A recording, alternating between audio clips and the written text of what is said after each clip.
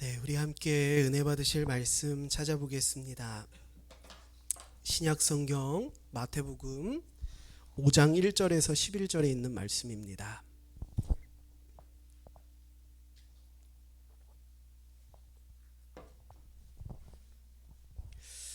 네, 우리 함께 스크린에 있는 말씀 눈으로 보시면 제가 읽어드리도록 하겠습니다. 예수님은 많은 사람들이 모여드는 것을 보시고 산에 올라가 앉으셨다. 그러자 제자들이 그분에게 나아왔다. 그래서 예수님은 그들에게 이렇게 가르치셨다. 마음이 가난한 사람들은 행복하다. 하늘나라가 그들의 것이다. 슬퍼하는 사람들은 행복하다. 그들은 위로를 받을 것이다. 유순한 사람들은 행복하다. 그들은 땅을 물려받을 것이다. 의를 위해 굶주리고 목마른 사람은 행복하다. 그들은 원하는 것을 다 얻을 것이다. 남을 불쌍히 여기는 사람들은 행복하다. 하나님도 그들을 불쌍히 여기실 것이다. 마음이 깨끗한 사람들은 행복하다. 그들은 하나님을 볼 것이다. 화평을 이루는 사람은 행복하다. 그들은 하나님의 아들이라 불릴 것이다. 의를 위해 핍박받는 사람들은 행복하다. 하나님 나라가 그들의 것이다. 나 때문에 사람들이 너희를 욕하고 핍박하고 거짓말로 온갖 악담을 할 때에 너희는 행복하다. 아멘. 네, 오늘 이 말씀을 가지고 복음의 역설 하나님 나라의 전복성이라는 제목으로 여러분들과 함께 은혜를 나누기를 소망합니다. 저희는 지금 5주에 걸쳐서 복음의 역설이라는 큰 주제를 가지고 여러분들과 함께 복음이 어떤 것인가에 대해서 또 어떤 능력이 있고 또 우리에게 궁극적으로 어떠한 유익을 가져다 줄 수 있는지에 대해서 함께 살펴보고 있습니다. 오늘은 그 세 번째 시간으로 하나님 나라의 전복성이라는 소 주제를 가지고 여러분들과 함께 나누기를 소망합니다. 오늘 읽은 본문의 말씀은 예수님의 산상수훈의 도입 부분입니다. 흔히 우리가 잘 알고 있는 팔복 8가지 복에 대한 말씀이 오늘 읽은 본문에 있는 말씀입니다. 여러분들 읽으면서도 잘 보셨겠지만 예수님께서는 줄곧 행복하다라고 말씀하시는데 그 행복한 사람들의 모습이 오늘날을 살아가는 우리들에게 있어서 전혀 행복하지 않은 사람들의 모습인 것을 보게 되었을 것입니다. 오늘은요 이 팔복에 대해서 아주 집중적으로 보지는 않을 겁니다. 그냥 개론적으로만 설명하고 지나갈 텐데요. 이 팔복은 무엇을 얘기하느냐? 우리는 흔히 이렇게 얘기합니다. 이렇게 살면 복을 받는구나 라고 하는 어떤 가이드나 명령쯤으로 우리는 이해한다라고 하는 것이지요. 하지만 사실 이 팔복에 대한 말씀은요 가이드나 명령이 아닙니다. 이렇게 살면 복 받아요 라는 말이 아니라 이것은 사실 어떤 메시지냐면요 이런 사람들이 하나님 나라에 거하는 사람들이다 라고 하는 존재의 선언이다 라고 하는 것입니다. 좀 말이 어려우니까 쉽게 예를 들어 볼게요. 자녀에게 이렇게 얘기하죠. 너 울지 말고 떼쓰지 말고 너가 필요한 게 있으면 아빠한테 얘기해. 이렇게 얘기를 합니다. 이건 무슨 얘기일까요? 너 울지 마, 너 떼쓰지 마, 그리고 말해 라고 하는 명령일까요? 이거보다는 어떤 의미가 들어있냐면요, 야 하나야, 너는 나한테 아빠한테 울지 않아도 돼. 너는 말로 아빠에게 자기가 필요한 것을 당당하게 요구할 수 있는 권리가 있어. 너는 울 필요가 없어. 아빠에게 아빠 나 이거 필요해요 라고 하면 아빠인 나는 너에게 그거를 줘야 될 의무가 있는 거야. 그래 울 필요 없어. 너는 나에게 말만 하면 돼. 필요한 걸. 이게 뭘까요? 명령인가요? 아니에요. 이거는 너는 나의 자녀야 라고 하는 존재의 선언입니다. 오늘 이 팔복의 말씀은요 여러분들에게 너 이렇게 하면 복 받을 거야 라고 하는 가이드 지침서가 아니라는 것입니다. 여러분이 이렇게 살아갈 때 우리는 하나님 나라 안에 거하는 자가 될 것이다 라고 하는 우리의 존재의 선언이 바로 팔복에 대한 말씀이다 라는 것이지요. 이 팔복에 대한 말씀을 보면서 이상한 지점이 있습니다. 오늘날을 살아가는 우리에게 복되다 행복하다 여겨지는 그 요소들이 전혀 없다라고 하는 것입니다. 그래서 이것을 좀 어려운 말로 하자면 이 팔복의 말씀에 우리는 복음의 하나님 나라의 전복성을 알 수 있다라고 하는 것입니다. 전복성이 뭘까요? 전복되다, 뒤집다 이런 말입니다. 예수님께서 말하시는 하나님 나라는요 우리가 익히 알고 있는 질서가 뒤집히는 곳입니다. 우리가 익숙하게 여겨진 보편적인 상식이 완전히 뒤집어지는 곳이 바로 하나님 나라다. 그리고 하나님 나라의 특징이다라고 하는 것입니다. 자, 그렇다면 목사님, 하나님 나라는 우리가 익히 알고 있는 상식과 보편적인 어떤 사회 질서들을 단순히 뒤집는 것만을 의미합니까? 그게 뭐가 그렇게 대단할까요? 그러면 우리는 세상에 대해서 반대해야 되는 것입니까? 이렇게 질문하시고 생각하실 수 있겠습니다.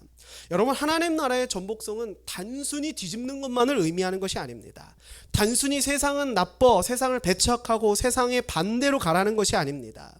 하나님 나라의 전복성은요, 마치 망원경을 통해서 멀리 희미하게 보이는 것을 확실하게 보는 것이 바로 하나님 나라의 전복성이다라고 하는 것입니다. 한 번 더 설명해 드릴게요. 오늘날을 살아가는 우리, 오늘날을 뭐라고 얘기할까요? 세속화된 사회 또는 물질 만능주의의 사회라고 이야기할 수 있겠습니다. 왜냐하면 어떤 것을 보고 어떤 것을 판단하든지 우리는 가치로 판단해요. 그게 얼마나 물질적인 가치가 있느냐, 사람도 볼 때 그 사람이 얼마나 능력이 있느냐, 내가 행복하다고 느끼는 내가 가지고 있는 재산이나 이런 모든 것들을 볼 때에도 그것이 얼마나 물질적인 가치가 있느냐로 판단하는 것이 오늘날 우리가 살아가는 물질 만능주의 세상이다라고 하는 것입니다. 자, 이 물질 만능주의 세상을 살아가는 데 있어서 우리가 흔히 빠지는 그 착각 중에 하나가 뭘까요? 지금 당장 내 손에 쥐어진 것과 지금 당장 내 눈앞에 보이는 것을 쫓아간다라는 것입니다. 정말 우리 지금 현재 내가 손에 잡고 있고 내 눈에 보여지는 것이 우리 인생의 절대적일 만큼 중요한 것일까요? 여러분, 순간이라는 시선이 아니라 인생이라는 시선으로 한번 확대해 봅시다. 많은 사람들이 근시안적으로 순간을 살아가죠. 지금 당장 내게 뭐가 유익이 될까? 지금 당장 내가 내 손에 쥐어진 것들을 놓치지 않으면 어떻게 해야 될까? 우리는 이것에 늘 골머리 썩고 살아가고 있습니다. 근데요, 순간이 아니라 조금 더 확대해서 인생이라는 관점으로 우리를 바라볼 때 어떻습니까? 많은 사람들이 죽음 앞에 섰을 때 그 사람이 평생 종교를 가지고 있었던, 가지고 있지 않던, 공통적으로 순간을 바라보던 시각에서 인생을 바라보는 시각으로 확대가 되어집니다. 그리고 공통적으로 그들이 답하는 고백들이 있어요. 모든 것이 헛되구나. 내가 아등바등 이 세상 살아가려고 애써봤는데 내 계획대로 된 것은 하나도 없구나. 이거 마치 뭐 같습니까? 전도서나 잠언에 나오는 신앙의 고백 같지 않습니까? 근데요, 종교가 있던 사람이든 없던 사람이든 그 죽음이라는 그 순간 앞에 서면요, 우리의 시각이 확대되기 시작해요. 늘 순간을 살아가던 우리가요, 인생이라는 시각으로 확대되기 시작합니다. 그러면서요, 인생을 해석하는 방법이 달라집니다.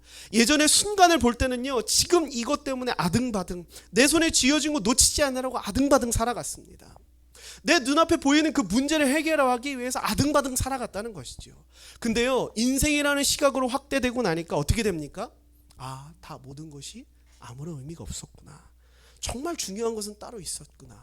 내가 아무리 애써보고 놓치지 않으려고 그렇게 애썼던 그것, 내가 죽는 이 순간 단 하나도 가져가지 못하는구나 라는 신앙 고백과 같은 고백을 하게 된다는 것이지요.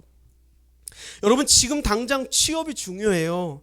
직장에서 승진이 중요하고요. 원하는 것을 얻고 이루는 것이 굉장히 중요하게 여겨지지만 죽음이라는 그 순간 앞에, 마지막 그 순간에 나의 시선이 순간이 아니라 인생으로 확장되어질 때 우리는 이것이 중요한 것이 아니었구나 라고 하는 고백을 하게 된다는 것입니다. 여기서 우리는 복음이 말하는 전복성에 대해서 알 수 있습니다. 복음이 말하는 하나님 나라의 전복성은요, 단순히 세상을 반대하고 그 반대로 거슬러 올라가라는 것이 아닙니다. 넘겨주시죠. 여러분의 시선을 순간에서 인생으로, 여기서 인생에서 영원으로 옮겨가라는 것이 바로 하나님 나라의 전복성이다라고 하는 것입니다. 앞서 말씀드린 대로 복음은요, 이 세상은 다 틀렸어, 다 저주받을 것들이야, 반대로 거슬러 올라가야 돼 라고만 말하는 것이 아닙니다. 복음은요, 영원한 하나님 나라를 바라보는 것이고요, 그리고 그 나라가 내가 진짜 속한 나라임을 발견하는 것이 바로 하나님 나라의 전복성이다 라고 하는 것입니다. 여러분, 우리는 현재 이 땅을 밟고 살아가고 있습니다. 교회 문 밖을 나서면요, 교회 안에서는 은혜의 단어들을 우리가 늘 듣고 살아가고 이야기하지만 교회 문 밖을 나서는 순간 우리는 가치를 따져봐야 되고요, 오늘도 나는 순이익을 얼마나 냈는지를 따져봐야 되는 삶을 살아간다는 것입니다. 여러분, 우리가 실제 이 땅을 밟고 살아가지만 이곳은 내가 영원히 거할 집이 아니라는 것이지요. 하나님 나라의 전복성은 지금 우리가 이 땅을 밟고 살아가지만 우리가 영원히 거할 나의 진짜 집은 바로 하나님 나라다라고 하는 것을 말하고 있는 것입니다.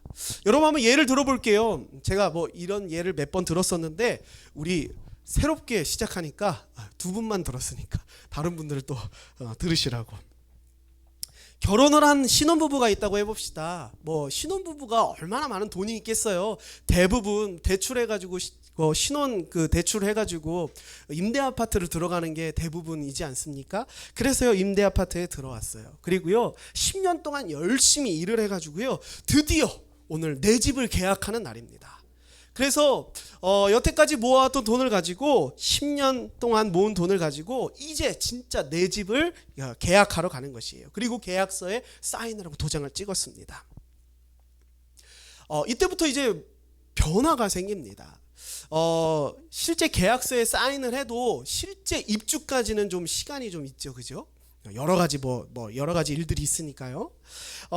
실제 내가 오늘 계약서에 사인을 했지만 오늘 잘 집은 어디냐면요, 여전히 임대 아파트로 가야 됩니다. 하지만 그 마음 안에 뭐가 그때부터 일어나기 시작합니까? 바라보는 거, 생각하는 거, 행동하는 거, 말하는 거, 그리고 모든 나의 마음과 시선이 어디로 가 있어요? 계약한 내 집으로 가 있습니다. 지금 나는 임대 아파트에서 오늘 밤 자야 되지만 핸드폰을 누워서 핸드폰으로 뭘 찾아볼까요? 새로운 집에 가서 맞출 가구들과 침대들을 고르겠죠. 그리고 그곳에서 밤을 지내게 될 날들을 상상하고요, 그것들로 인해서 기뻐하고요, 입가에 미소가 흐르는 것을 우리는 느낄 수 있을 것입니다.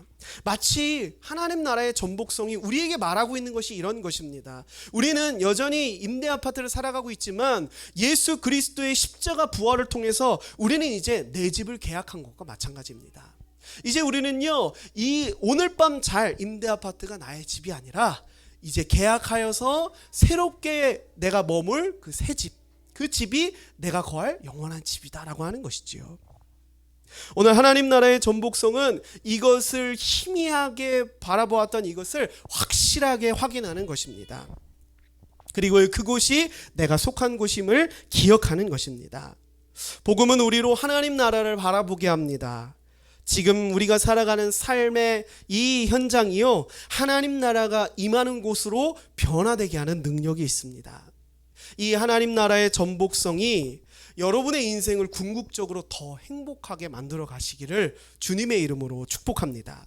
오늘은 이 하나님 나라의 전복성을 두 가지를 통해서 여러분들에게 설명드리려고 해요. 한번 넘겨주시면요, 첫 번째는 홍해바다의 사건이고요, 두 번째는 과부의 두렙돈 사건을 통해서 여러분들에게 하나님 나라의 전복성이 무엇인가 함께 나누어 보기를 소망합니다. 먼저는 홍해바다입니다. 막다른 길인가 구원의 자리인가. 한번 넘겨주시면요, 말씀 한번 넘겨주시면 제가 읽어드릴게요. 이스라엘 백성이 바라보니 바로와 그 군대가 접근해 오고 있었다. 그러자 그들은 두려워하며 여호와께 도와달라고 부르다가 모세에게 이렇게 말하였다. 이집트에 매장지가 없어서 당신이 우리를 이 광야로 끌어내어 죽이려 합니까? 무엇 때문에 당신이 우리를 이집트에서 끌어내어 이 꼴을 당하게 합니까? 우리가 이집트에서 당신에게 이집트 사람을 섬길 수 있도록 내버려 달라고 하지 않았습니까? 이집트 사람을 섬기는 것이 광야에서 죽는 것보다 낫겠습니다. 아멘. 혹시 제가 이 겉옷을 좀 벗고 해도 괜찮을까요? 예.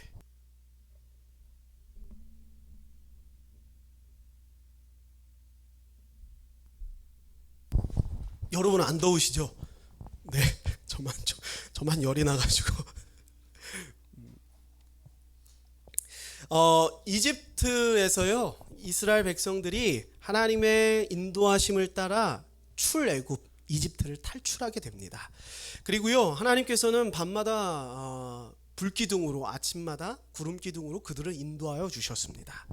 근데요, 갑자기 그들이 가고 있던 그 진로를요, 하나님께서 바꾸십니다. 이들을 다시 되돌이키세요. 그러면서 어디로 가라고 하시냐면요, 성경에 이렇게 나옵니다. 믹돌과 바다 사이에 비하히롯 앞 바알스본 맞은편 바닷가. 어딘지 아시겠습니까? 모르시겠죠? 한번 넘겨주시죠. 예. 이렇게 설명을 해보고 성경에서 읽어보면 도대체 여기가 어디야 라고 하겠지만 뭐 챗GPT로 해서 조금 오타가 있지만 여러분 이렇게 경로만 한번 보십시오. 이집트에서 떠나와가지고요 여기에 지금 이르는 겁니다. 이 지역의 특성은 어떻게 되냐면요, 앞은 바다로 막혀져 있어요. 그리고 좌우는 산과 절벽으로 막혀져 있습니다. 그리고 뒤는 지금 누가 쫓아오고 있나요? 이집트의 군대가 쫓아오고 있어요. 요즘 SNS 보니까 모르는 사람들끼리 경찰과 도둑 이렇게 모여서 하는 게 유행이더라고요. 여러분 어렸을 때 다 경찰과 도둑 해보셨죠? 그죠? 이게 도망치려면 어디로 도망쳐야 됩니까? 일단 넓은 곳으로 가야지 내가 좀 도망갈 확률이 더 높지 않습니까? 아무리 빨라도요, 내가 아무리 달리기가 빨라도 사방이 막혀 있는 데로 들어가면 잡힐 수밖에 없는 것입니다.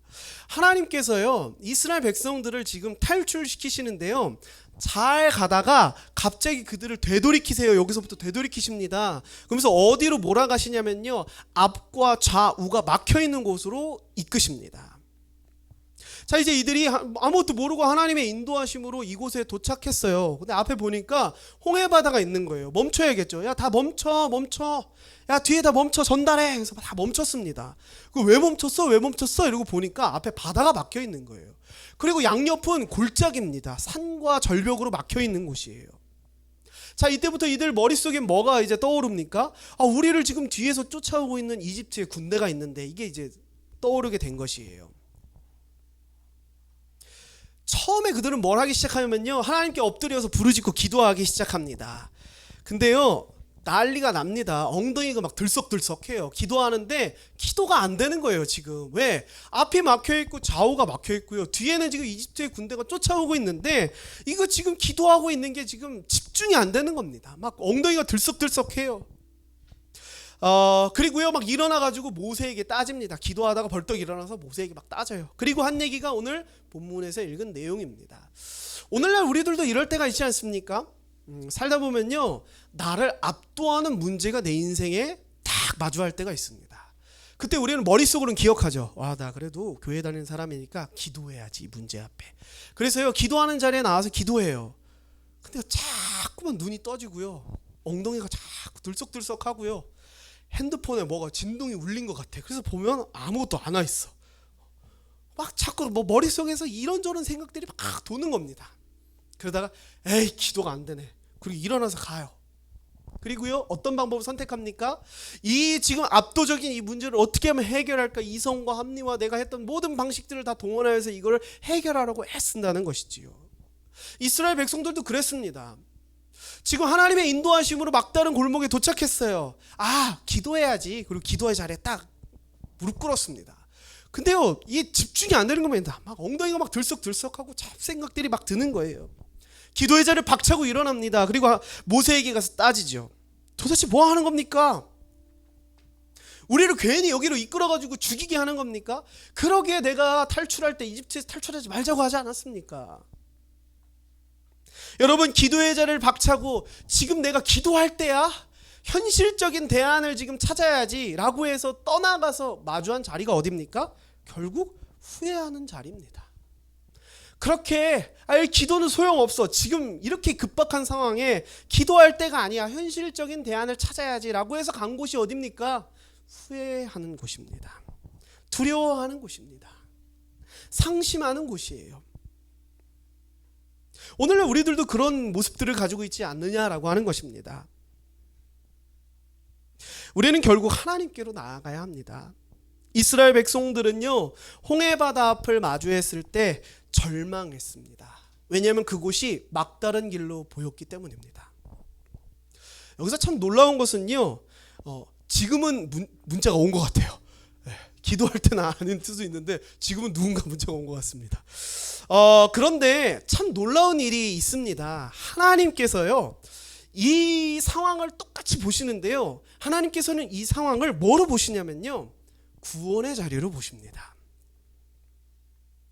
하나님께서 이스라엘 백성들에게 하시는 말과 그들을 이끄시는 그런 어떤 태도들을 보았을 때 하나님께서는 분명한 목적이 있었고요, 계획하심이 있었습니다. 그리고 우리는 짐작해 보건대 하나님께서는 똑같은 상황이지만 이것이 막다른 길이 아니라 구원의 자리로 보셨다는 것을 알 수 있습니다. 자, 하나님께서는요, 잘 가던 이스라엘 백성들을 진로를요 막으시고요, 되돌리셨습니다. 경로를 바꾸셨어요. 의도하셨다는 것이지요. 그리고 어디로 이끌었습니까? 다시 지도를 보여주시면요, 막다른 길로 인도하셨습니다. 이게 무슨 뜻일까요? 니네들 말 안 들었으니까 여기서 한번 죽어봐라, 이런 뜻입니까? 아니에요. 여기서 너희들을 구원할 것이다 라고 하는 것입니다. 하도 백성들이 이렇게 난리가 치니까 모세도요, 집중하고 기도하려다가 엉덩이가 자꾸 들썩들썩 하는 거예요. 이상한 생각이 자꾸 드는 겁니다. 그래가지고요, 하나님께 기도합니다. 하나님 살려주세요 기도를 하니까 하나님께서 이렇게 말씀하세요. 너는 어째서 나에게 부르짖느냐? 이스라엘 백성에게 앞으로 나아가라고 말해라. 지금 이스라엘 백성들의 모세는요, 지금 애가 타 죽겠는데 하나님께서는 지금 뭐라고 말씀해요? 너 왜 이렇게 호들갑 떠니? 야, 앞에 구원의 자리가 있잖아. 뭐야, 안 건너올 거야? 지금 이렇게 말씀하고 계시는 거예요. 자, 이스라엘 백성들은요, 막다른 골목에 가가지고 막 엉덩이가 들썩들썩하면서 기도도 못하고, 하나님 우리 살려주세요, 살려주세요, 우리 망했어요, 절망하고 후회하고 있는데 하나님께서 너네 뭐해? 건너 여기로 내가 오라 그랬잖아, 건너가, 이렇게 말씀하고 계시는 것입니다. 뭐의 차이인지 보이십니까? 오늘날 우리는요, 압도적인 문제 앞에서 우리는 기도하지 못해요. 우리의 마음을 정하지 못합니다. 이론적으로는 알아요. 하나님께 구하고 기도해야 된다는 것. 근데 우리의 육신은요, 우리의 생각은요, 거기에 두지 못합니다. 이리저리 흔들리고요, 두려워하고요, 후회합니다. 근데 하나님께서는 그 막다른 길에 우리에게 뭐라고 말씀하시느냐? 그것이 너희를 구원할 자리다 라고 말씀하십니다. 그 결과 어떻게 됐습니까? 정말 놀라운 일이 일어났어요. 급한 동풍이 불기 시작하고요, 그 홍해 바다가 갈라지기 시작합니다. 그리고요, 사람이 건너갈 수 있는 길로 말라지기 시작해요. 이스라엘 백성들은요, 어안이 벙벙했을 것 같습니다. 분명히 막다른 길이었는데, 분명 여기서 우리 다 죽는 거였는데 하나님이 우리에게 구원의 길을 열어주셨구나. 그 길을 건너가요. 그리고 하나님께서는요, 정말 참 놀라우신 분이십니다. 일말에 우리의 두려움도 다 없애버리시는 분이세요. 그들이 다 건너가고요, 그냥 닫으신 게 아니라 이집트의 군대가 올 때까지 열어두십니다. 그리고요, 이스라엘 백성들이 다 건너가고 이집트에 쫓아오던 군대가 그 안으로 들어갔을 때 그 문을 닫으십니다. 그리고 이스라엘 백성들은요, 완전한 자유함을 얻습니다. 완전한 두려움에서 탈출함을 얻는다는 것이죠. 여러분, 우리가 보기에는 막다른 길과 같은 우리의 인생의 압도적인 문제들이 우리에게 찾아올 때가 있습니다. 하나님 나라의 전복성은요, 그 문제가 하나님을 떠나는 불신앙의 선택의 계기가 되는 것이 아니라 그 길을 통해서 구원을 얻게 하시는, 참된 자유를 얻게 하시는 놀라움이 하나님 나라의 전복성이다라고 하는 것입니다. 두 번째는요, 부자의 헌금과 과부의 두 렙돈, 누구의 헌금이 더 많은가라고 하는 것입니다. 제가 말씀을 읽어드리겠습니다. 마가복음 12장 41절에서 44절입니다. 예수님은 헌금함 맞은편에 앉아서 사람들이 헌금하는 것을 보고 계셨다. 여러 부자들이 와서 저마다 많은 돈을 넣는데 한 가난한 과부는 렙돈 2푼 곧 한 고드란트를 넣었다. 그러자 예수님은 제자들을 가까이 불러 말씀하셨다. 내가 분명히 말하지만 이 가난한 과부가 헌금함에 돈을 넣은 다른 모든 사람들보다 더 많이 헌금하였다.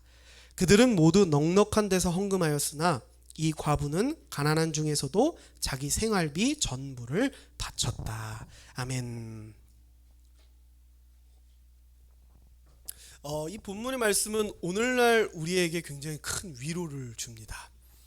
나의 가벼운 주머니에 사정을 다 아시고 부자의 많은 헌금보다 나의 이 적은 이 지갑, 얇은 지갑에서 낸 이 과부의 두 렙돈 같은 이 헌금을 하나님께서 기쁘게 받으신다. 이 얼마나 위로가 넘치는 말씀입니까? 여러분, 하지만 이 말씀에서 이야기하려고 포한 포인트는요, 아쉽게도 그것은 아닙니다. 물론 그런 의미도 포함되어 있어요. 하지만 이 말씀을 통해서 예수님께서 우리에게 하시고자 하는 말씀은 바로 하나님 나라의 전복성이다라고 하는 것입니다. 한번 살펴보길 원합니다. 당시에요, 헌금을 하는데요, 예수님이 이렇게 보셨대요. 그죠? 여러분 헌금하는데 제가 뒤에서 이렇게 보고 있진 않죠, 그죠? 그죠? 예수님 좀 특이한 취향이셨나? 왜 이렇게 헌금함을 이렇게 보면서 누가 헌금하니까 야 일로 와봐, 쟤 헌금한 거 봤지? 그래서 쟤 많이 한 거 같아, 뭐 조그만 거 같아? 막 이렇게 물어보셨대요. 예수님께서 좀 성격이 좀 이상하신 게 아니라 당시에는 성전에 헌금함을 이렇게 공개적으로 볼 수 있는 곳이었습니다. 그리고요, 부자들이요 일부러 헌금을 동전으로 바꿔와서 그 빈 헌금함에 동전이 막 떨어질 때 타샤샥 소리가 나잖아요. 그 소리로 사람들 앞에서 내가 이마만큼 주를 사랑하고 주께 헌신해 라는 것을 드러냈다라고 하는 것입니다. 한번 이게 과부의 두 렙돈 하니까 승훈 형제 얼마인지 좀 감이 안 잡히죠? 그죠? 대충 얼마일 것 같아요? 과부의 두 렙돈 5,000원 정도. 네. 다른 분들한테 물어볼까요? 다른 분들은 좀 아실 것 같아가지고 모르는 분들이 있으니까 한번 설명해 볼게요. 오늘날로 한번 계산해 봅시다. 도대체 이 두 렙돈 한 고드란트가 오늘날로 환산하면 얼마쯤 될까? 그리고 부자들은 많이 했다고 하는데 뭐 정확한 금액은 나와 있지 않지만 그들이 대충 한 추론하기로 얼마 정도 헌금을 했을까라는 거 한번 좀 알아본다면 더 재밌겠죠, 그죠? 네, 그래서 한번 알아보길 원합니다. 당시에 한 성인 남자가 하루 일을 해서 받는 하루 품삯을요 1데나리온이라고 합니다. 그러니까 오늘날로 이야기한다면 뭐 한 10만 원 정도라고 한번 얘기해 봅시다. 그러면 성인 남성이 하루 종일 일해서 10만 원을 버는 게 1데나리온이에요. 근데 오늘 과부가 낸 이 두 렙돈은요 1데나리온의 약 1.5% 정도의 가치를 가지고 있습니다. 그러면 10만 원이라고 하면 5천 원이 아니라 1,500원이에요. 1,500원. 그죠? 엄청 적은 액수죠. 그죠? 오늘 이 과부는요. 성전에 나와서 헌금을 했는데요. 1,500원을 헌금한 것입니다. 그러면 부자들은 도대체 얼마나 많이 헌금을 했을까? 뭐 정확한 수치는 나와 있진 않아요. 하지만 추론해 보건대 아마도 부자들이 헌금을 할 때 성인 남성의 품삯 기준으로 하루치는 내지 않았을 거예요. 그거보다 더 많이 냈을 겁니다. 며칠치. 좀 더 많으면 수십일치의 품삯을 헌금으로 냈겠다. 그렇다면 어느 정도 될까요? 한 최소 30만 원에서 150만 원 정도. 더 많이 내는 사람도 있었을 것이고요. 이 정도 내면 사람들이 와, 저 사람 진짜 헌금 많이 한다 라고 생각했다라고 하는 것입니다. 자, 이 정도에서 이제 본다면 1,500원과 150만 원으로 본다면 여러분 우리에게 있어서 뭐가 더 가치가 있나요? 당연히 150만 원이 우리가 살아가는 오늘날엔 더 가치가 있지요. 다다익선 중에 가장 좋은 건 뭡니까? 돈은 많으면 많을수록 좋지 않습니까? 우리 그렇게 생각하고 있잖아요. 그죠? 네. 돈은 많으면 많을수록 좋다니까 승훈 형제가 되게 한바구음을 지으면서 상상을 좀 했나 봐요. 그죠? 우리 돈 많으면 많을수록 좋다고 생각하지 않습니까? 일반적으로 돈의 개념을 가지고 본다면 부자가 낸 약 150만 원 정도의 헌금은 굉장히 많은 헌금일 것입니다. 근데 예수님께서는 이렇게 말씀하십니다. 저 150만 원의 헌금이 더 많은 것이 아니라 예수님께서 이렇게 말씀하시지 않았어요. 그게 더 가치 있는 것이 아니라 과부의 두 렙돈이 가치가 있다 이렇게 말씀하시지 않고요. 과부의 두 렙돈이 더 많이 낸 헌금이다 라고 말씀하셨습니다. 우리가 생각할 땐 좀 이상하죠. 150만 원이 분명히 더 많아 보이는데 예수님은요 아예 그 가치가 이것이 더 많다라고 말씀하십니다. 그러면서 그 이유를 말씀해 주시죠. 과부의 두 렙돈이 더 많은 헌금인 것은 무슨 이유냐? 그가 자기가 가진 전부를 드렸기 때문이다. 자, 우리가 여기서 오해하는 것이 그러면 헌금을 드릴 때 우리는 내가 가진 전 재산을 다 드려야 되는 것인가? 여러분 그런 것이 아니라요. 예수님께서 보신 많은 헌금은 무엇을 이야기하느냐? 바로 자신의 가진 전부, 자신의 마음의 중심을 드렸다라고 하는 것입니다. 세상의 계산법과 예수님의 계산법은 전혀 다릅니다. 하나님 나라의 계산법은요, 우리가 살아가는 이 땅의 계산법을 완전히 뒤집습니다. 오늘날 우리가 살아가는 계산법이 다 틀렸다, 이걸 다 반대해야 된다는 얘기가 아니라요, 우리 멀리 희미하게 보이는 저 하나님 나라가 어떤 나라인지 하나님 나라의 전복성을 통해서 우리는 확실히 보게 된다.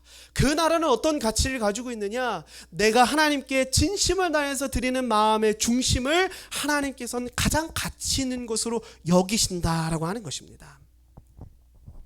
우리는 잘 알고 있습니다. 돈이 그렇게 절대적이고 중요하게 여기지만 돈으로 모든 것을 할 수 없다는 것을 잘 알고 있습니다. 맞아요. 여러분, 돈은요, 지금 당장 내가 필요한 곳에 가장 유용하게 쓸 수 있습니다. 그 방법 중 하나예요. 하지만 인생의 시각을 순간이 아니라 영원으로 확장한다면 돈은 순간을 살아갈 때와는 다르게 그 가치가 많이 떨어질 것입니다. 최소한 돈은 절대적인 것은 아니게 될 것입니다. 하지만 우리는 어떻게 여기면 살아갑니까? 돈은 절대적일 것이라고 생각하고 살아가죠. 한번 넘겨주시지요. 앞서 말씀드리는 것처럼 복음은요, 저기 멀리 희미하게 보이는 하나님 나라를 망원경으로 보듯이 분명하고 확실하게 바라보는 것입니다. 그 나라는요, 우리의 마음의 중심을 가장 기뻐하시고 가장 귀하게 여기시는 분이 우리의 왕으로 우리를 섬겨주시는 분이십니다. 그리고 그곳에는요, 이 땅에서 우리가 살아가는 것처럼 내가 가지고 있는 것이 적으면 미천한 자로 취급받는 것이 아니라 하나님께 드리는 내 마음 전부를 드릴 때 하나님 나를 가장 귀한 자로 여겨주시는 나라다라고 하는 것입니다.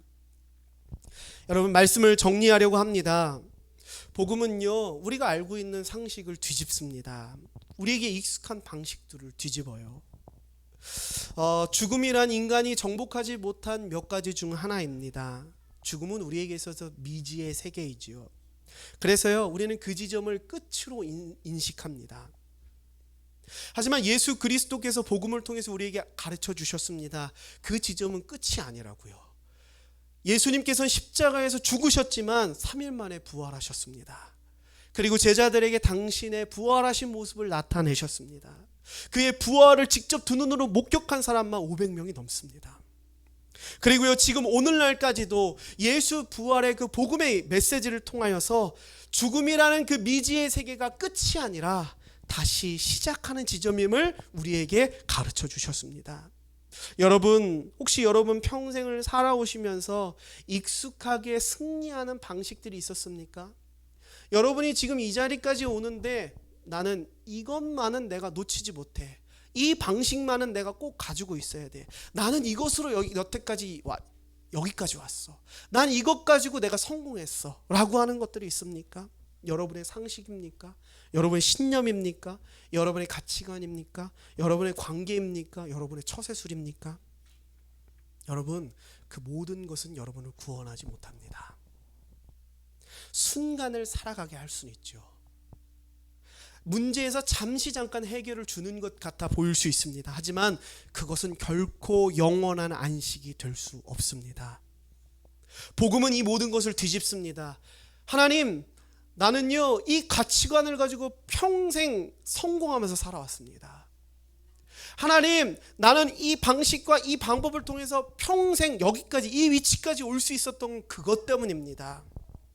하지만 하나님께서는요, 아니야, 그것으로 넌 구원받을 수 없어. 하나님 나라의 전복성을 우리에게 보여주시면서 그 모든 것들을 뒤집으십니다. 그리고 내가 가장 약하고 가치 없다고 여기는 그 복음의 능력이 나를 구원하는 능력임을, 가장 귀한 가치임을, 무엇보다 내가 붙잡아야 될 것임을 우리에게 보여주신다라고 하는 것입니다. 그때 우리는 그 하나님 나라의 전복성을 우리가 경험하고 체험할 때, 우리는 막다른 길에 섰을 때 그 가운데서 홍해 바다를 여시고 구원의 자리를 인도하시는 하나님을 바라보게 된다는 것입니다. 사람들에게 손가락질 받는 과부의 두 렙돈이 우리에게는 가장 귀하고 가치 있고 아름다운 헌물로 보여진다는 것입니다. 복음의 시각을 가지십시오. 순간의 시각으로 머물지 마시고요, 영원의 시각으로 확장되시길 소망합니다. 그리고요, 하나님 나라의 전복성이 여러분들 안에 경험되기를 소망합니다. 여러분이 지금까지 붙잡고 있었던 그 여러분의 방법들을 내려놓으십시오. 그것은 결코 여러분에게 영원한 안식을 줄 수 없습니다. 복음만이, 하나님 나라만이 여러분에게 평안한 안식을 줄 수 있고요, 여러분을 구원할 수 있습니다. 우리 그렇게 살아가실 때 우리가 맨 처음 봤던 본문에서 예수님께서 이렇게 얘기하십니다. 이런 사람이 행복한 사람이다. 하나님 나라의 전복성이 우리 안에 발견되어지고 체험되어지고 맞습니다. 동의합니다. 나도 그 하나님 나라의 전복성에 맞게 살아가길 원합니다 라고 하는 사람에게 예수님께서 네가 행복한 사람이다 라고 말씀하시는 것처럼 여러분들이 이런 행복한 사람이 되시기를 주님의 이름으로 축복합니다. 우리 이 시간 함께